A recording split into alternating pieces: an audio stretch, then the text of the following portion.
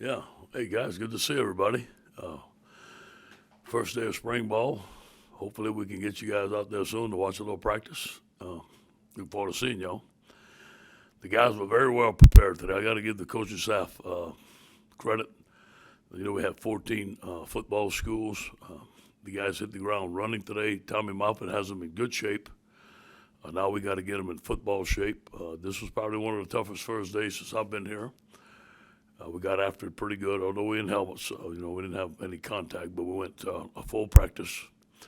We did a lot of pursuit and effort drills on both offense and defense, focusing on finish. I thought the quarterbacks looked really good. You know, all of them shared reps. I was really impressed with all the quarterbacks. And the young guy, Garrett Nussmeier, showed us he can scramble and make plays on his feet. Very good quarterback group. I thought the defensive line today had a good day. Hopefully we wasn't in pads. The inside guys had a pretty good day. We had some penetration. Ali Gay had a good day of rushing the passer. Keishon Butte caught some great passes. Max hit him on a back shoulder route, was fantastic. I thought for the most part it was a good day. Obviously we're going to watch the film. I challenge the guys for 15 great days, one day at a time. We got football school tomorrow. We're going to make corrections. Our coaching staff's going to watch the film tonight. We're going to get after it tomorrow. Any questions? Hey, Ed. Thanks for talking with us here this spring. Good to be back, I'm sure. I'm curious because, last week, Austin Thomas said last week y'all are kind of moving to a very strong NFL model in your program. And so far, you've made 4 new staff additions to what appears to be kind of a scouting department. I'm curious, what is this new movement you have here, and why is it necessary in today's? Well, I just tried to get the best guys for our program. LSU is going to attract some of the best coaches. And, if obviously on offense, I wanted Joe Brady's offense, so we got 2 guys that were working with him. That's why we did that. Durante came up, had a great interview, was very highly recommended by Dave Aranda. His strength is the back end. He knows the front end. My strength is the front end. I thought it was a good deal. Andre Carter, I wanted a guy to teach our guys tremendous pass rush because we have pass rush guys. You look at 80.5 sacks. He's got a lot of energy. He had a great interview. He was highly recommended by Joe Vitt, who I worked with the Saints. So, those guys came highly recommended, and they want to be here. There's a lot of want-to in that staff, so I'm very impressed with all of them. Yeah, you also all the guys y'all been announcing, like Will Redmond and J.R. Belton, this kind of scouting department, this research there. Yeah. What is that movement there? Yeah. Why is that? Well, Austin Thomas came, and I let him basically make those hires. And those are some guys that he knew throughout his travels, and he thought that was best for our program. And it's the first time since you've been here, LSU has 2 new coordinators. I guess just how different is that, having that much change at once, and kind of how's that going so far? It's good. It's energy, man. They want to prove themselves. These guys, this is their first time. They're at LSU. They're hungry. They're here early in the morning. They're here late at night. I think that they're doing a tremendous job of preparing this football team. Both of them are very capable. Both of them are bright coaches. Probably both of them will be head coaches one day. They're great leaders. They have great organization about themselves. And the players believe in them. I think both of them have made tremendous connections with our players. And I think that was the most important thing on both the interviews. When they spoke, like I told you, I was listening to them like I was a player, or our player was going to respond well to these guys. That's why I hired them.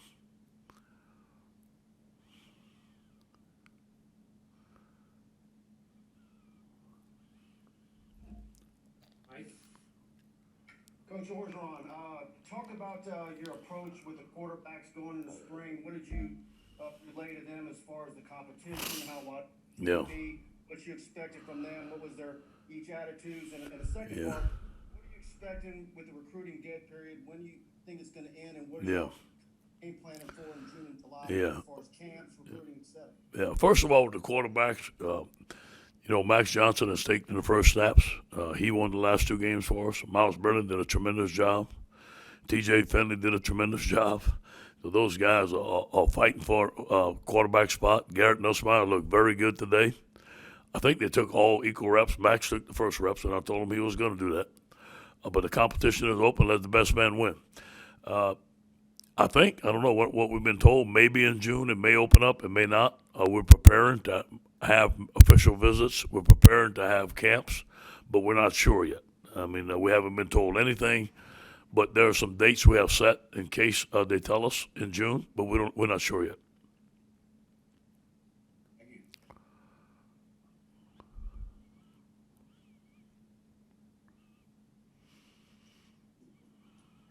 Hey, Coach O. Obviously, having spring football is a storyline in itself for you guys. When you look back at last year and not having it, what do you think you guys missed the most, and how do you kind of hone in on that? Yep, Now having I think that the building of the team, we built on the foundation. The fourth quarter, our team fighting together, and getting to learn each other, going offense, defense, competing, getting in football shape, having the reps. You look at Keyshawn Butte going against Derek Stingley. I mean, not gonna get better than that now. It's just not gonna happen. So, best against best, competing, finding out about our football team, finding out about the 8 day of practice when everybody's tired and don't want to go, and grinding it out, having the scrimmages in Tiger Stadium, finding out who's going to play hard, who's going to be able to perform under pressure. Those are the things that we're going to do this year. And we're going to be in great shape. We're going to be a physically tough football team. And we're going to find out who wants to perform at a high level. Yeah, two questions. One, how's Miles Burns' health? I mean, how's he bounced back? And secondly, anybody missing this spring health-wise? Not going to be anticipating spring practice. Yeah, Miles looks 100% to me. Now, I don't know if he is, but he's doing everything. Yeah, he's done everything in the fourth quarter. He's running around. He's run some bootlegs today. He looked very good. He threw the ball very well. He's not complaining about anything. He hasn't missed one practice. Let's see a couple of guys out. Who we have out?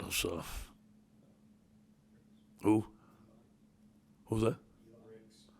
Eli Ricks. Elias Ricks is he's out for. He may come towards the end of the spring. He's out right now. Who else we got? That's about it. I think that's the only guy we have out for the spring right now. That's basically injury related? Yeah, injury related. Yes. Michael Baskerville is going to be out all spring because of academics. Hopefully, we can get him back in the summer.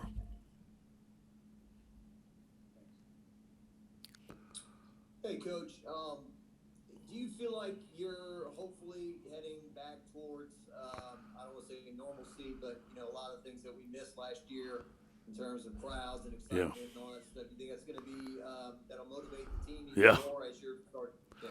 I'm very hopeful. I think these young men deserve it. They work hard.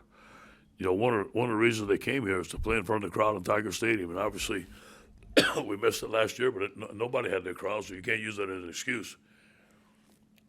But to go walk down the Tiger Walk, to have 102,500 people cheering for you is something that we miss. Just being normal, just normal activity every day. I think we're heading towards that. I don't know how much, if we're going to be 100% normal, but I know it's going to be a lot better than last year, I'm assuming. And if I could ask a follow-up on Ron's question. So, Miles, it just healed on his own? He just, the injury, the hit, he took Yeah, surgery? there was no surgery, nothing like that. It was something that had to heal on his own with rehab. And as far as I know, he's ready to go because he hasn't missed a thing. Thanks, Coach.